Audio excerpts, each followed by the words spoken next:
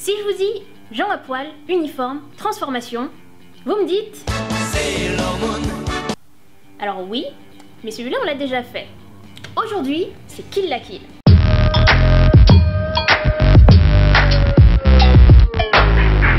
Si vous aimez les animes, vous avez sûrement entendu parler de Kill la Kill, le premier animé du studio Trigger. Créé par Imaishi Hiroyuki, le réalisateur de Gurren Lagann, parti de chez Gainax pour créer Trigger, l'anime a fait un carton à sa sortie en 2013, a été reçu avec applaudissements, honneurs et plusieurs New Type Awards. Pour ma part, je l'ai découvert à l'été 2014, au moment où Kill la Kill était déjà disponible sur Netflix. Je m'en souviens comme si c'était hier. On s'est posé avec mon coloc et on s'est laissé absorber par la magnificence de cet anime. Quand on a regardé les derniers épisodes, l'intensité et l'énergie se dégageant de l'action et des personnages ont fait couler des larmes sur nos joues. Et l'année d'après, je l'ai à nouveau regardé. Et l'année d'après aussi, et... après, c'est maintenant. Mais mes sentiments pour Kill la Kill n'ont pas bougé d'un poil pour autant, ni le fait que les derniers épisodes me plongent dans un état proche de la transe. Ce n'est pas que l'anime soit sans défaut, loin de là. Et puis, si on n'est pas déjà fan d'anime, ou au moins familier avec les différents codes de ce genre d'anime en particulier, commencer par regarder Kill la Kill pourrait donner l'impression à certains d'être en plein trip à l'acide. Mais Kill la Kill possède une énergie que l'on ne retrouve que dans certains animés, quand toutes les composantes du dit animé sont parfaitement équilibrées. Et quand je dis toutes les composantes, je parle personnages, scénario, design, musique, cinématographie, animation, montage, doublage et tout ça. Il faut que tout soit réglé au poil de cul pour que ça marche. Le grand principe de Kill la Kill, c'est, en gros, de tout pousser à l'extrême dans un genre où il s'agit déjà de toujours en faire plus. Kill la Kill est un descendant de Dragon Ball et de JoJo's Bizarre Adventure sous stéroïdes. Pour vous donner un exemple, l'une des particularités des shonen du genre de DBZ et JoJo, c'est de tout nommer. Dans Kill la Kill, tous les noms propres, qu'ils soient de personnes, de lieux ou d'attaques, sont annoncés en kanji géant de couleur sang. Si vous n'avez pas vu Kill la Kill, c'est l'histoire de Matoi Ryuko, une jeune fille qui débarque un beau jour à Moto à Honnocho, une étrange ville construite en forme de pyramide, avec pour seule possession la moitié d'une gigantesque paire de ciseaux. À la recherche de l'assassin de son père, Ryuko se fait enrôler dans l'académie Honnoji, une école dirigée d'une main de fer par la présidente du conseil des élèves, Kiryuin Satsuki, et de ses 4 généraux. Kiryuin Satsuki promet à Ryuko des réponses si elle parvient à la vaincre au combat. Ce dont Ryuko se rend vite compte, c'est qu'elle va devoir affronter la quasi-totalité des élèves de l'école, équipés d'uniformes spéciaux leur fournissant des pouvoirs puissants et surprenants. Heureusement pour elle, Ryuko tombe sur une invention de son père, Senketsu, un uniforme de marin conscient qui lui permet de se transformer en redoutable guerrière. Et à moitié à poil. Sachant que tout ça se déroule dans une académie où ta position sociale et ton niveau de vie dépendent de tes résultats à l'école, et surtout de si tu es performant dans un club quel qu'il soit. De temps en temps, l'école organise une journée où tous les élèves doivent être à l'heure sous peine de renvoi immédiat qui conduit également à leur expulsion de la ville.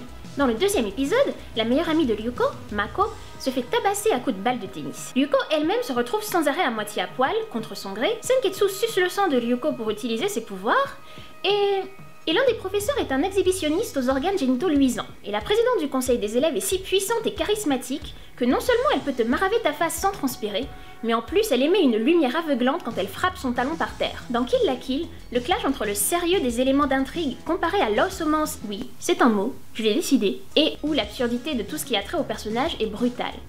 Extrême. Là encore, tout dans cet anime est boosté à 200, 300, 500%. Prenez Ryuko, la protagoniste de l'histoire. Techniquement, Ryuko est une magical girl. Si, je vous assure, les codes sont formels, elle se transforme, elle a un sidekick mignon et elle se bat contre des méchants pour sauver le monde avec son girl power. C'est une magical girl. Pardon ? Je crois que j'en entends dans le fond qui disent que c'est pas du girl power si c'est une tomboy qui se bat avec l'équivalent d'une épée. Je sais pas pourquoi vous regardez cette vidéo, alors je vais juste faire comme si vous étiez pas là.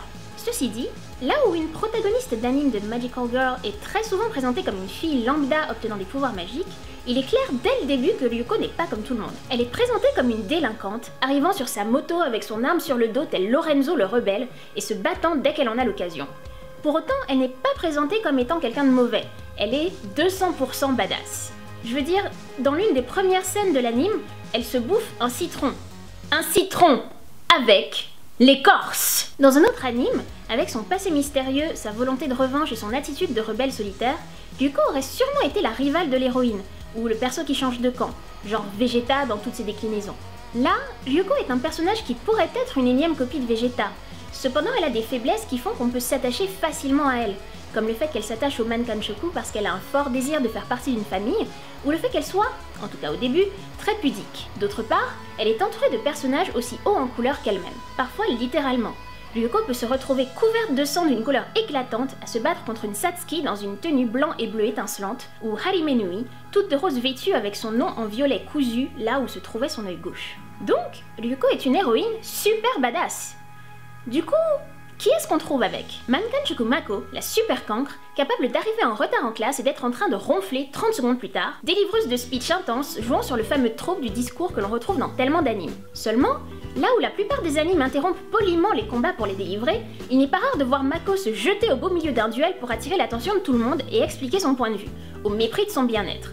Surtout quand il s'agit de sauver Ryuko. Ce show est queer as fuck et personne ne me fera croire le contraire. Kiryuin Satsuki, dont j'ai déjà parlé, une femme si forte qu'elle peut terrasser un jeune homme qui fait 3 fois sa taille sans sourciller, dont le charisme et la poigne sont tels qu'elle dirige une académie entière comme une armée, et qui apprécie plus que tout le thé préparé par son majordome. Satsuki est entourée de ses 4 généraux. Gamagori Hira, un géant à taille variable adepte de belles voitures, de discipline et de BDSM. Si.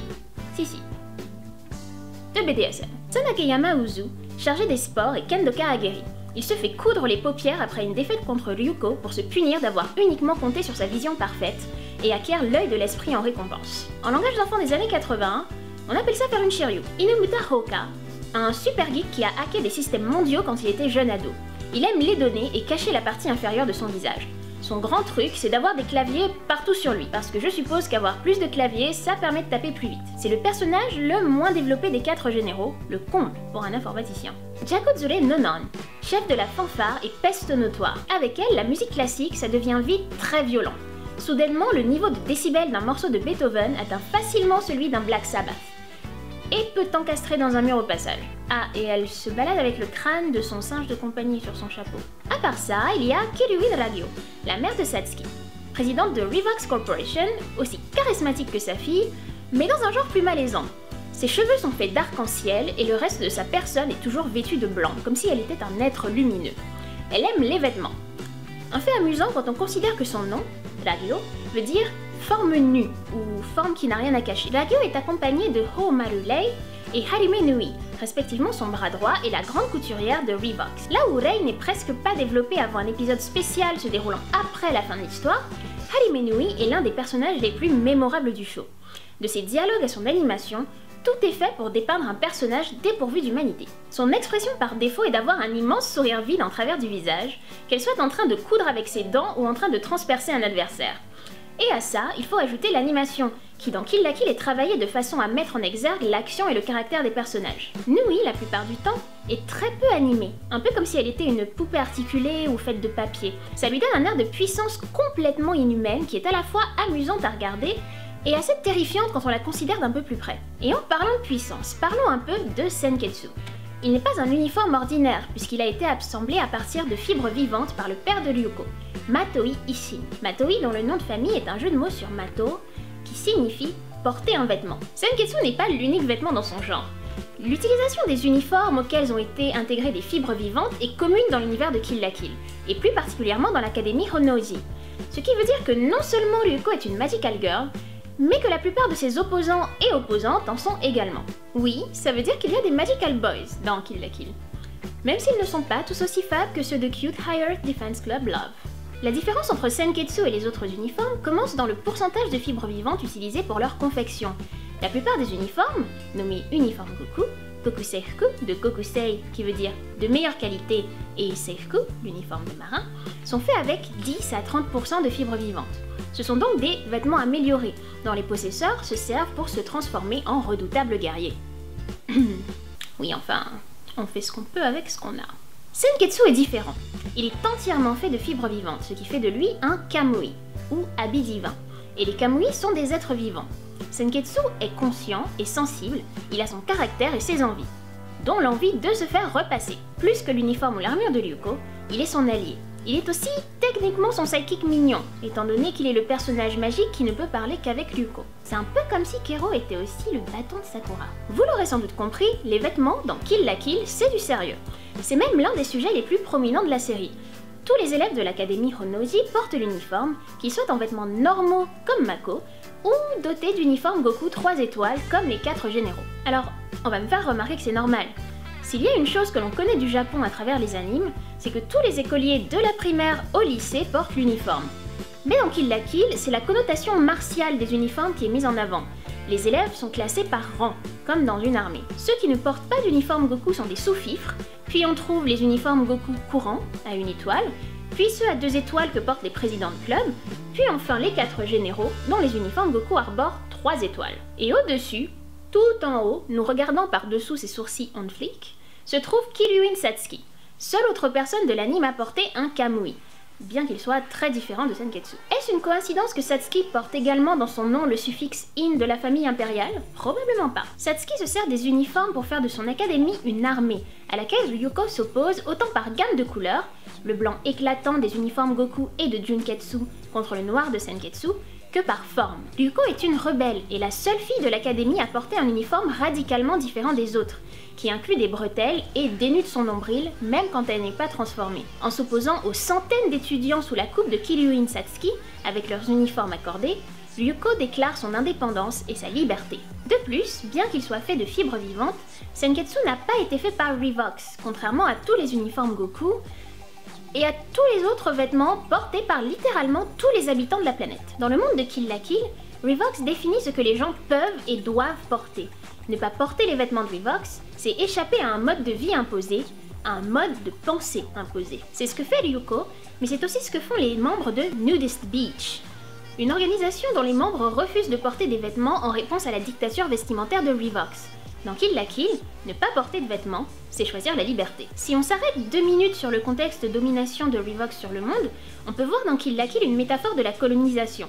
L'influence de Revox grandit pendant l'anime jusqu'à ce que la société couvre 100% du marché du vêtement. Oui, on pourrait parler de ce chiffre insensé, mais gardez en tête que Kill la Kill ne fait jamais les choses à moitié. Donc, quand Revox couvre la totalité du marché, il s'impose au monde, à différentes cultures, à différents modes de pensée, et leur fait porter ses vêtements. La mode, comme tous les autres arts, est elle-même issue d'un mode de pensée et d'une culture particulière. Et comment appelle-t-on le fait d'aller imposer son mode de vie aux gens sans leur demander leur avis? Exactement. Et je vous fais même pas tous les parallèles historiques qu'il y a pu y avoir avec les colons européens débarquant chez des peuples s'habillant peu, ou pas, ou simplement différemment, pour leur dire qu'ils étaient de sales impies non civilisés s'ils ne portaient pas de chemise de nuit en dormant. Mais Anna, me demanderez-vous, est-ce que tu n'essayes pas de donner trop de profondeur à un anime dont les personnages pratiquent le nudisme pour combattre leurs ennemis? Eh bien écoutez, Kill la Kill a vu le jour parce que son créateur a réalisé que Killu en japonais pouvait vouloir dire tuer, couper ou porter. Et tous les cours d'histoire du prof exhibitionniste portent sur le régime nazi. Si ma réflexion n'est pas plus tordue que celle de l'auteur, je considère que tout va bien. L'autre grande question que l'on me pose souvent à propos de Kill la Kill, c'est de savoir si le show est féministe. Après tout, il part d'une fille dont le costume de Magical Girl ferait presque rougir certains personnages féminins de Soul Calibur, et dont la rivale est plus ou moins habillée pareil, mais avec de plus gros seins. Les seins de tous les personnages féminins sont sujets à du gainaxing plus ou moins intense lors des scènes de transformation. Et malgré la présence d'autant d'hommes que de femmes nues dans le show, on ne peut pas dire qu'ils soient traités de la même manière à l'écran. Je veux dire, a-t-on besoin de savoir que l'armure de Ryuko lui rentre quasiment dans le vagin? Non, vraiment. Mais voilà, le male gaze. Tout ça pour dire que non, je ne pense pas que Kill la Kill ait été conçu pour être un show féministe. L'anime précédent du même créateur, Tengen Toppa Gurren Lagann, n'était pas connu comme étant une œuvre féministe, et il n'a pas fait Kill la Kill avec le féminisme en tête. Ceci dit, il y a beaucoup d'éléments liés à des sujets féministes dans la série. La majorité des personnages les plus importants sont féminins, divers et bien écrits. Et parmi les personnages de façon générale, on retrouve des femmes en colère, des mères au foyer, des écolières un peu bêtes, des femmes purement maléfiques, et d'autres que j'oublie sûrement. Toutes ces femmes sont capables de se battre, de prendre leur destin en main et de faire entendre leur voix. Et ces femmes, elles veulent un monde où elles peuvent s'habiller comme elles veulent, un monde où elles sont libres. Quand Ryuko a honte que son kamui la laisse à demi-nue pour se battre, c'est Satsuki qui lui fait comprendre qu'elle ne devrait pas avoir honte de sa tenue si celle-ci lui procure la puissance dont elle a besoin pour atteindre son but. Kill la Kill, au final, c'est un anime où des personnages hauts en couleur cherchent à assouvir leur soif de liberté avec badasserie, humour, beauté et une énergie folle, le tout avec un soupçon de profondeur politique. Je crois que je le regarderai à nouveau l'année prochaine.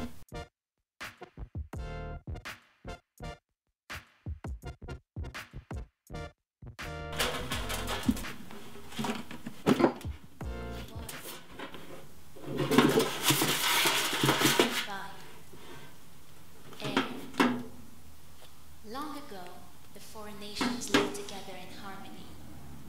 Then, everything changed when the Fire Nation